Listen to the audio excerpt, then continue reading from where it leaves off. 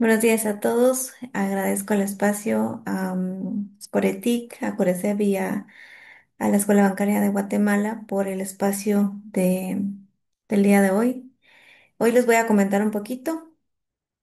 Pues mi nombre es Patricia Ramírez, ya me voy a presentar, pero quiero comentarles que este es un resultado de un trabajo de 5 años.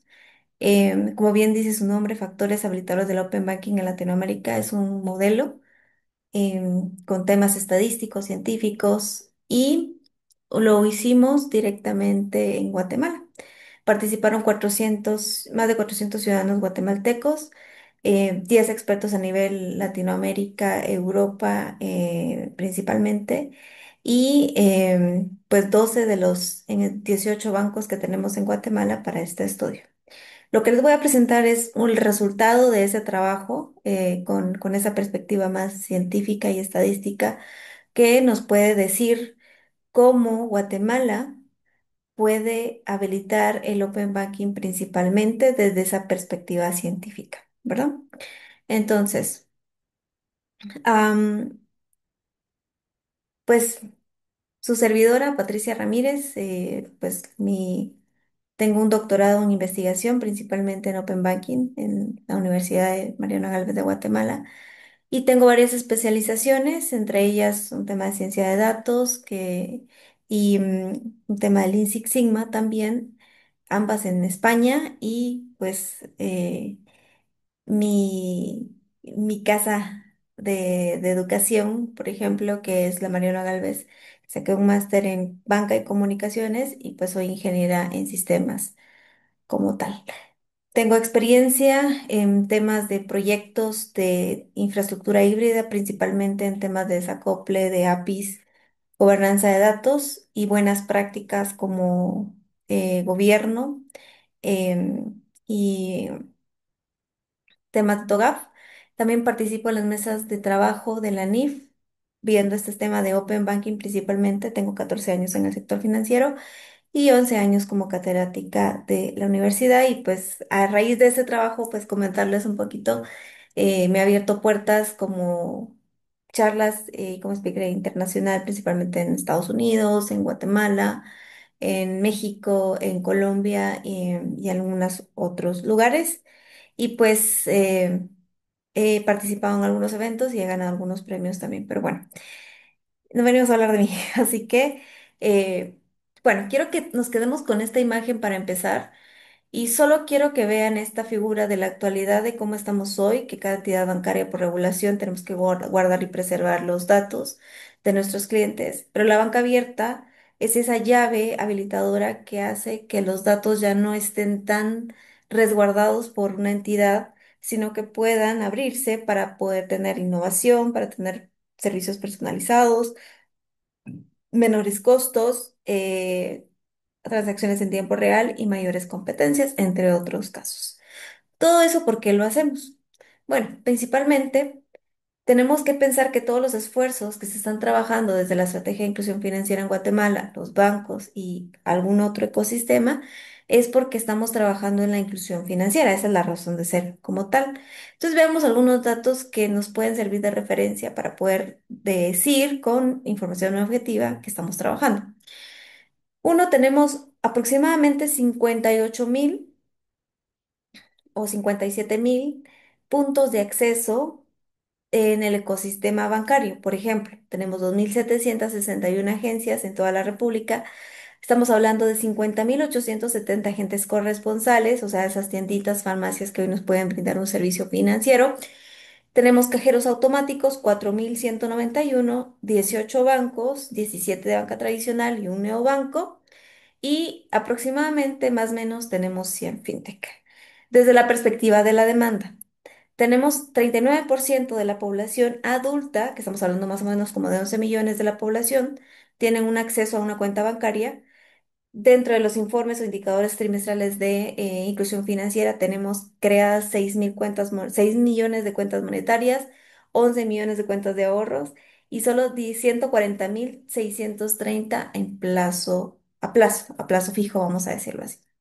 Estos son algunos datos como para que sepamos cómo está Guatemala, ¿verdad? Ahora veamos como esos esfuerzos que estamos haciendo para la inclusión financiera, ahorita vemos que hay un auge de los servicios digitales. Por ejemplo, vamos a decir qué es lo que a veces nos frena si hay tantas fintech, tantos bancos, tantos productos, tantos puntos de venta, y es que yo no hablé el tema de cuántos canales digitales existen. Por lo menos cada entidad financiera tiene un portal web, tiene una aplicación. O sea, eso ya no es algo fuera de lo común, ya es algo que debería de ser como un commodity dentro de las organizaciones. Entonces, ahora es, ¿por qué si hay tantos productos y servicios ahora digitales a la mano por qué no crecemos en los indicadores de inclusión financiera de una forma significativa? Y podemos hablar que estos tres son algunos de los bloqueadores que podríamos tener para poder avanzar desde la perspectiva de la demanda. Uno es, como ven la llavecita ahí, la infraestructura básica. Tenemos que evaluar cómo es nuestro país, que el 56% de nuestra población vive en pobreza y de ese 56%, el 16,2 vive en pobreza extrema. De el ecosistema de Guatemala, el 72% de los ciudadanos tienen energía eléctrica y tenemos un 28% que no. Y de ese análisis, el 6,5 tiene internet residencial, ¿verdad? Lo demás, aquí no estamos hablando de telefonía móvil, es el cable coaxial o la fibra que tenemos. Entonces, esa es nuestra infraestructura que necesitamos, ¿verdad? Para que obviamente pues hayan temas de servicios digitales. El segundo sería los dispositivos electrónicos. Prácticamente en Guatemala hay 22 millones de números telefónicos. Tenemos el 90,5 de líneas que son específicamente de líneas móviles y un 62% de uso de dispositivos celulares. De eso, vamos a hablar que del 54% del área urbana tiene acceso a Internet, ¿verdad? Estamos hablando, por ejemplo, de la ciudad capital. Y del 15% del área rural, del área rural en general, solo el 15% tiene acceso a Internet, ¿verdad? Esto es diferente a tener un dispositivo a tener Internet. ¿Estos datos de dónde están? Pues esto realmente es del ENCOVI, de la de la Encuesta Nacional de Condiciones de Vida, que fue hecha en 2023 y que fueron publicados sus datos al año pasado. También de la Superintendencia de Telecomunicaciones, ¿verdad? Y el INE. Y también tenemos que pensar también en los requisitos. ¿Cómo es que yo hago el onboarding? ¿Cómo es que yo me tengo que enlazar? ¿Qué requisitos me piden? Entonces aquí tengo que ver. Muchos no tienen una dirección fiscal. Hace poco estuvimos en una conferencia de jóvenes emprendedores y mujeres y esto era uno de los detonantes, algo que retaba o que detenía. No existe una documentación. O sea, cuando ustedes quieren crear un producto o servicio, les dice, suba la foto del recibo de agua y luz. ¿Verdad? Y tal vez hay lugares donde ni siquiera tienes registro de la propiedad, donde ni siquiera no tienes ni siquiera acceso a esos servicios, ni siquiera tienes la documentación, entonces no lo puedes tener. También tenemos que pensar que el 20% de nuestra población mayores de 15 años no saben leer y escribir, no han tenido educación y estamos hablando de procesos que a veces son burocráticos desde su perspectiva. Entonces aquí ya estamos hablando, ya nos comemos 9 minutos, hablando de cómo está Guatemala y entender. Con base a eso, en el estudio se preguntó, y esta es estadística descriptiva, y vamos a hablar de Open Banking ahora sí, sin hablar de Open Banking, porque esto es Open Banking en realidad. Y por ejemplo, le preguntábamos, ¿qué le gustaría ver en la actualidad en el sistema bancario? Y si se dan cuenta, vamos a hablar solo del top 3: mayor seguridad, transacciones en tiempo real y productos y servicios innovadores. Vamos a poner fácil acceso a la información, que es lo que nos gusta. ¿Qué datos permitiría el publicar el ecosistema? ¿Qué permitiría los ciudadanos para tener estos beneficios que están viendo aquí? Pues básicamente el primero es el récord crediticio, sus productos bancarios, forma de pago y reclamo. Eso es lo que estarían dispuestos a entregar para poder tener estos beneficios. Otra información, preguntando si compartimos los datos en el ecosistema de todo el ecosistema bancario de una forma abierta, ¿quién se pondría en desventaja? La mayoría puso que el cliente, ¿verdad? Porque están compartiendo su información. Pero quitando el cliente, empresas que actualmente comparten información, empresas no reguladas y bancos grandes, que serían los que se podrían en desventaja. Desde la perspectiva de con quién a ellos les gustaría compartir su información. Pues si no tienen ningún beneficio, el 39% dice que con ninguna, pero si tenemos beneficio, estamos hablando que primeramente con los bancos grandes, con el ente regulador, con el Banco de Guatemala y con algunas empresas reguladas financieras. Todo esto que ustedes ven aquí es hablar de Open Banking sin decir de Open Banking directamente. Ahora sí, vamos a hacernos la pregunta. ¿Cómo se puede aumentar en Guatemala los indicadores de inclusión financiera? Y voy a poner un asterisco digital utilizando la tecnología. Ya vemos cómo está nuestro ecosistema. Y la pregunta que nos llevó, en este caso, para responder cómo aumento con tecnología, ¿cuál es ese medio directo? La respuesta fue lo siguiente, con Open Banking, con la banca abierta. ¿Por qué? Analizando cómo está Latinoamérica, cómo lo hizo UK, o sea, cómo está nuestro ecosistema. La respuesta para Colombia, para México, para Brasil, para Chile, para todos los demás que ya están un poquito más avanzados que Guatemala, es el Open Banking. Por eso vamos para ahí de una banca cerrada, donde casi que nos casamos con cada entidad, a un ecosistema abierto donde yo decido a dónde quiero llegar, sin descuidar el tema de la seguridad de la información y que pueda tener otro tipo de servicios que tal vez para llegar a los bancos va a ser un poquito más tardado, por ejemplo, ¿verdad? Pero ya hoy hay otros competidores que necesitan la información. O sea, esto es bien importante tenerlo en cuenta. Ahora veamos cómo es que nos hemos ido transformando para llegar al tema de Open Banking. Primero, es que partimos de una banca tradicional, o sea, banca tradicional donde yo soy banco titular, distribuyo toda la información y yo doy el producto. O sea, yo vendo, yo hago el onboarding, yo gestiono los datos. Banca tradicional. Luego está la banca de terceros, o sea, yo como banca permito ya que un tercero pueda vender mi producto. Por ejemplo, una tarjeta que vemos que den en algún Walmart, por ejemplo que están a nombre de una entidad o, por ejemplo, el tema de los agentes corresponsales, que ya vimos que hay más de 50.000 en Guatemala. Luego tenemos la banca como servicio, banca como marketplace, perdón. Eso quiere decir que yo como banco ahora yo me abro y digo, bueno, tercero, ¿sabes qué? Yo te puedo vender. Entonces ahí vamos a ver marketplace de vehículos o de casas o de electrodomésticos. A eso le llamamos banca como marketplace. Yo banco, soy dueño de los datos de los clientes y a mis clientes les ofrezco tus productos. Y luego tenemos la banca como servicio.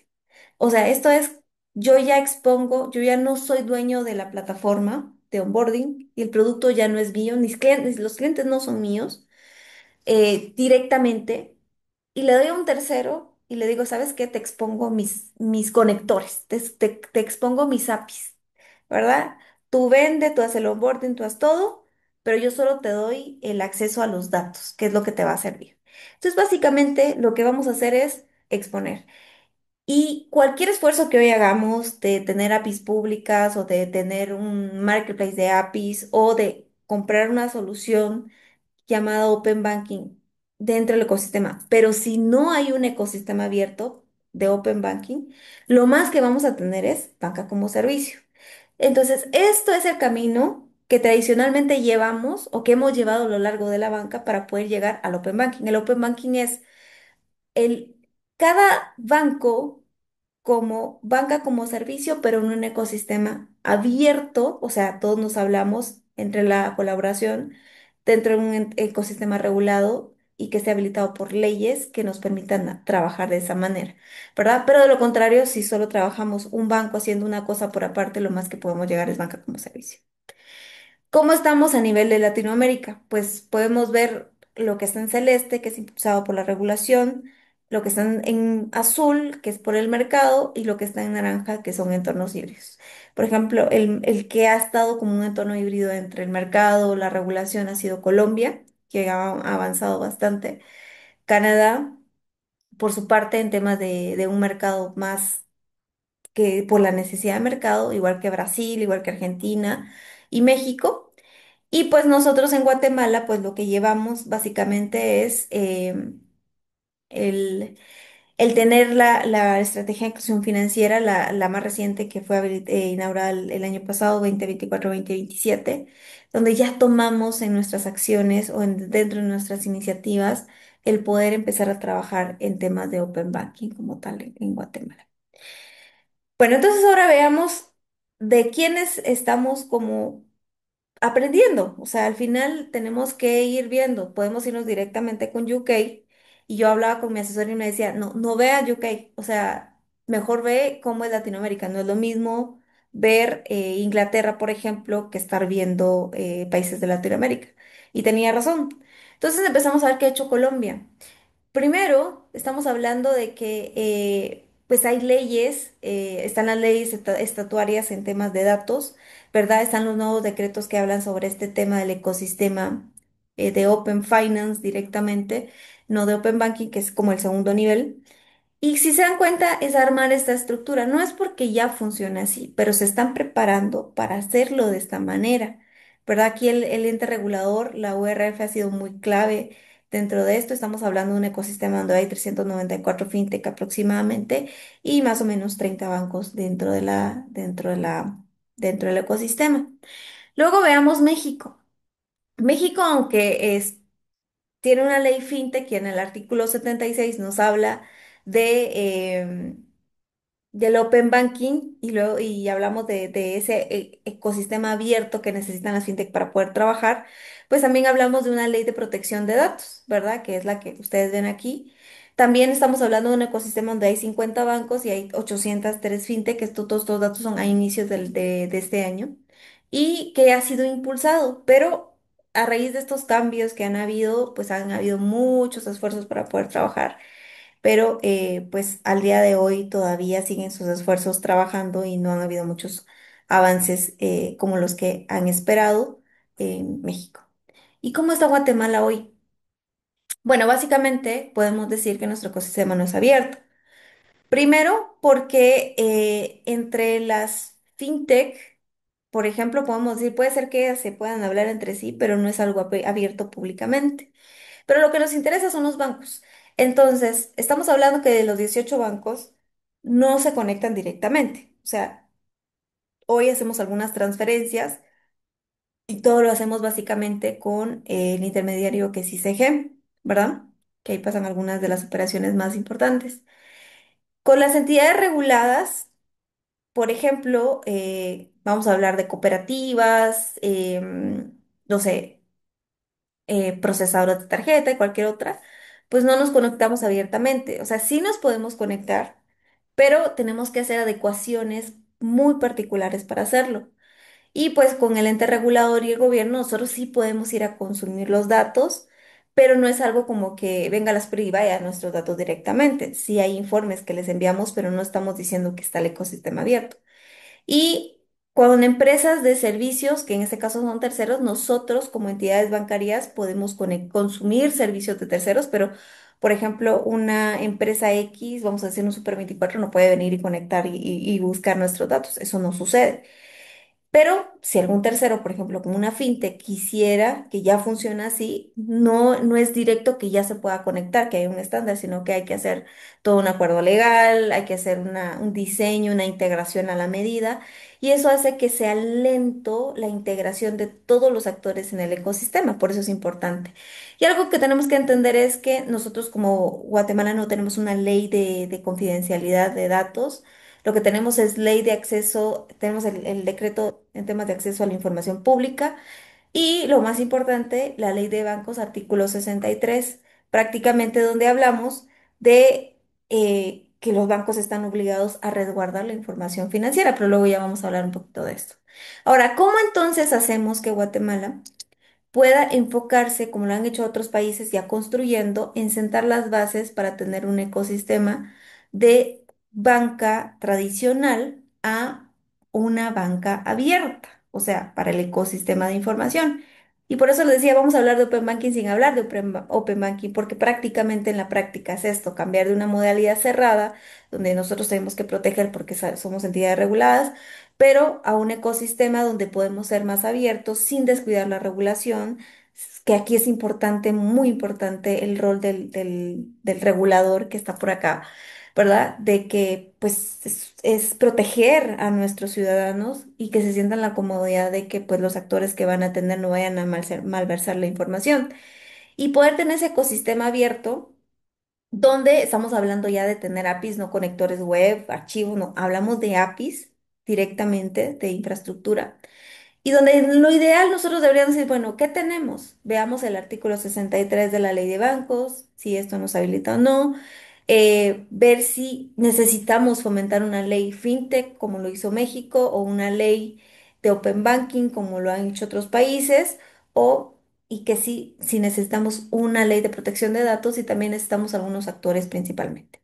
Ahora, ¿cómo vamos a responder esto de una forma más objetiva y más estadística, con fundamentos? Y no le quiero llamar científica, pero es un trabajo que así fue como creado.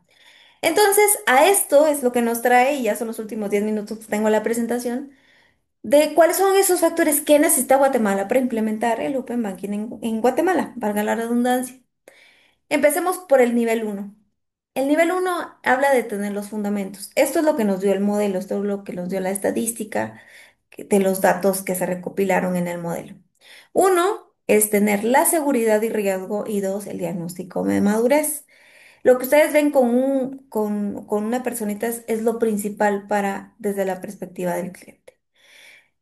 ¿Qué vamos a hablar? Por ejemplo, el factor uno, que es seguridad y riesgo, yo tengo que establecer el marco legal y regulatorio, por ejemplo, el tema de la confidencialidad de los datos como tal, y el tema de que los actores que estén dentro del ecosistema se sientan seguros en compartir la información y que después no tengamos reparos porque estamos yendo en contra de la ley o en contra de la regulación. Implementar medidas de seguridad, de ciberseguridad, principalmente por el tema de los datos y la exposición. Gestionar los riesgos, que es nuevos riesgos que van a surgir por esto. Educar a los actores, en este caso estamos hablando de los que van a estar dentro del ecosistema y de los mismos clientes, y fomentar la colaboración. Esto, como les decía, si solo tenemos cada banco hace un esfuerzo por separado y no hablamos el mismo idioma, lo único que vamos a tener es banca como servicio, pero no es open banking. Luego tenemos el factor 2, es el diagnóstico de madurez. Evaluemos cómo estamos. Hay que evaluar a cada actor y decir, bueno, veamos, hay una perspectiva, hay algún modelo, un caso de uso que ya tengamos que se necesita explorar o explotar, una perspectiva tecnológica, que tenemos infraestructura, los bancos tenemos, todos los 18 bancos tenemos APIs, literalmente no conectores web, APIs, y aquí estamos hablando con técnicos, ¿verdad? Si tenemos modalidad en la nube, qué tanto respaldo tenemos en temas regulatorios con este tema por el procesamiento. Perspectiva organizacional, cómo lo vamos a abordar, si hay que crear nuevas áreas internamente o dentro del ecosistema de lo que está trabajando actualmente, por ejemplo, el ente regulador, en tanto de implementación, quién va a ser responsable en la implementación y la operación. Bueno, ya que tenemos las bases, ahora hablamos de el pilar, el segundo nivel, que serían los pilares del Open Banking, lo que van a soportar. Y entonces aquí tenemos cuatro. Vamos a hablar. Tenemos que tener un modelo de negocio, ¿verdad? O sea, ya hicimos una evaluación como brechas que nos falta y ahora hagamos qué modelo de negocio. Por ejemplo, si es vamos a enfocarnos a gestión financiera personalizada, si nos vamos a enfocar a acceso a créditos, si nos vamos a enfocar a pagos y transferencias, inclusión financiera. Esos son ejemplos. O sea, tenemos que buscar realmente resolver una necesidad que tiene en temas, por ejemplo, de inclusión financiera. ¿Qué nos interesa más? ¿Sobre qué vivimos en el día a día? Por ejemplo, el tema de pagos. Cuatro, la arquitectura de APIs. Tenemos que saber cuántos APIs necesitamos exponer, qué información se va a exponer, los protocolos que se van, en qué idioma, qué tipo de mensajería vamos a tener, cómo vamos a exponer seguridad, el tema de la protección de datos, las medidas de ciberseguridad que vamos a tener, qué protocolos seguros vamos a utilizar, FAPI, por ejemplo, vamos a utilizar, temas de interoperabilidad y estándares, qué estándares vamos a utilizar, estándar BIAN, vamos a utilizar el estándar de UK directamente, vamos a copiarle a Colombia, ¿qué vamos a hacer? Y el tema de escalabilidad y rendimiento, porque aquí, si nosotros estamos dentro de un ecosistema, tenemos que pensar, porque ya es prácticamente todos vamos a tener que consumir y entonces va a haber más carga de lo adicional, ¿verdad? Y eso hay que dimensionarlo dentro de lo que tradicionalmente tenemos de infraestructura y alta disponibilidad. Cinco, la estrategia de implementación. ¿Quién va a ser el que va a tomar el liderazgo? Por ejemplo, acá es bien importante el apoyo del ente regulador, ¿verdad? El tener esos actores bien identificados quienes van a estar, preparar a los bancos tienen que estar preparados, qué aspectos técnicos y regulatorios, ya lo vimos antes, y las fases. claras de implementación va a ser una, dos, tres, así como en el caso de Brasil o como Colombia, que lo tienen más claro. Seis, el que para poder llevar todo esto necesitamos saber cuáles son los beneficios del Open Banking. Entonces, ¿qué queremos lograr? O sea, al final, ¿qué beneficios van a tener los clientes, pero no solo ellos, sino los bancos, sino dentro de los que están todo el ecosistema, el gobierno y entidades reguladas? Tenemos que hablar de temas de inclusión financiera, por esto es muchas de las cosas que se han hecho en la innovación y competencia, por eso estamos hoy aquí, la transferencia y seguridad, eficiencia y reducción de costos y crecimiento económico, por ejemplo, ¿verdad? Luego nos vamos al tercer nivel. Ya que tenemos eso, ya hablamos de la operación del Open Banking. Entonces aquí hablamos de cinco factores que conforman esta parte. Uno es, ¿quién va a inicializar el Open Banking? ¿Quién va a ser ese actor al que le vamos a dar esa responsabilidad? Obviamente los bancos tienen que estar responsables, pero ¿a quién le vamos a decir que va a tener la responsabilidad de estar coordinando, de ver el estándar, de asegurar que haya ciberseguridad? Va a ser el ente regular, una nueva área, vamos a crear. Veamos el caso de UK que crearon una nueva área, por ejemplo, como OBI. Entonces, hablamos de que esa área tiene que tener liderazgo de autoridad, tiene que tener conocimiento técnico y regulatorio, tiene que tener un enfoque colaborativo, transparencia y comunicación de todo lo que se está haciendo y la visión a largo plazo de acuerdo a las etapas. Luego tenemos los requerimientos regulatorios sobre el Open Banking directamente. Ya conocemos el modelo de negocio, los estándares y todo lo demás, entonces ahora necesitamos regularlo y para eso necesitamos saber si hay actores que se van a sumar, que esto sería para el siguiente nivel, que será Open Finance, por ejemplo, los fintech. Las fintech, si hay algo hay un marco regulatorio o algo que las ampare, ¿verdad? Desde el gobierno, si hay un tema legal que hay que ver, y desde el ente regulador, si hay estándares y cómo se va a supervisar y cómo se va a cumplir. El noveno factor es quién va a operar. Una vez que ya se implementó, por ejemplo, la primera fase o la segunda fase es quién va a operar, quién va a mantener esto, o sea, cómo va a ser el acceso y la gestión de los datos financieros, cómo se va a gestionar la seguridad y protección de los datos, la transferencia y control para el usuario. O sea, en este caso, recordemos la imagen, el cliente está en medio. El cliente decide a quién le da acceso y a quién no le da acceso a la información de acuerdo a los productos y servicios, la innovación y servicios adicionales que se puedan hacer después de para mejorarlo y el cumplimiento regulatorio que no podemos descuidar. Luego tenemos el tema de los bloqueadores. Conforme esto vaya avanzando, van a haber muchos bloqueadores. Está el tema de la inversión económica tecnológica, ¿verdad? Está el tema de la educación financiera digital, cómo aprovechar y sacarle provecho a todo lo que se está haciendo, a esa colaboración. Puede ser que tengamos algunas diferencias que hay que empezar porque la colaboración va a hacer que nos tengamos que estandarizar, hablar el mismo idioma, tener el mismo proceso de onboarding, qué sé yo, el marco regulatorio y el enfoque al cliente. Y el último factor, que es el 11, es la integración al ecosistema. Conocer un marco regulatorio, entonces aquí es como ya tengo todo armado y es como la guinda del pastel, ¿verdad? Ya tiene que ser claro el marco regulatorio, qué estándares vamos a utilizar. Por ejemplo, muchos bancos hemos usado BIAN. ¿Qué rol voy a tener cuál va a ser el rol de cada uno del ecosistema? ¿Cómo nos vamos a adaptar o desarrollar tecnología nueva, ¿verdad? Si es que esto es constante, recuerda que la tecnología envejece muy rápido. ¿Cómo vamos a capacitar y educar si hay certificaciones para que los que estén dentro del ecosistema pues estén tranquilos de que todos estamos cumpliendo con lo que se está pidiendo? Implementar servicios y monitorear los mismos por el tema de la alta disponibilidad. Pues básicamente esto armaría ya como si quieren verlo como un roadmap, pero realmente es como una casita que nos hace implementar o habilitar el modelo Open Banking. Todo esto es el resultado de un modelo, de varios modelos estadísticos que se trabajaron. Este es un resumen de una tesis doctoral de 5 años, pero acá lo estamos resumiendo en un par de minutos. Bueno. Y eso nos va a llegar acá, ¿verdad? Donde necesitamos tener al inicializador, implementador y el que lo va a operar, por ejemplo, las leyes que necesitaríamos, estamos hablando tentativamente, porque esto hay que trabajarlo de una perspectiva y el ecosistema de lo que tenemos hoy en día para tener esto. ¿Qué avances tenemos en Guatemala? Pues podemos utilizar leyes secundarias. En este caso, por ejemplo, ley de protección de datos no tenemos, pero sí acceso a la información pública. El decreto, en este caso, el artículo 63 de la Ley de Bancos, principalmente párrafo 2, donde aquí se los dejo para que ustedes lo lean y que ustedes saquen sus propias conclusiones, ¿verdad? Si me preguntan, para mí este artículo es un habilitador, pero se los dejo a ustedes de discreción. Y pues en la NIF pues tenemos varias iniciativas, entre ellas el tema de desarrollar el tema del Open Banking, los fundamentos, el tema de interoperabilidad y pues que esto nos ayude a tener mayor inclusión de productos y servicios para inclusión financiera. Y de tener una banca cerrada, ¿verdad? Donde yo con cada actor diferente, fintech, tercero estratégico, etcétera, tengo que crear como un conector, como los cables que tenemos nosotros de diferentes tipos de teléfonos, a una banca abierta donde yo tengo un solo tipo de estándar, donde todos pueden conectarse, pero todos saben que ese es el estándar, ¿verdad? Entonces es más fácil conectarse y ya no va a ser más complicado.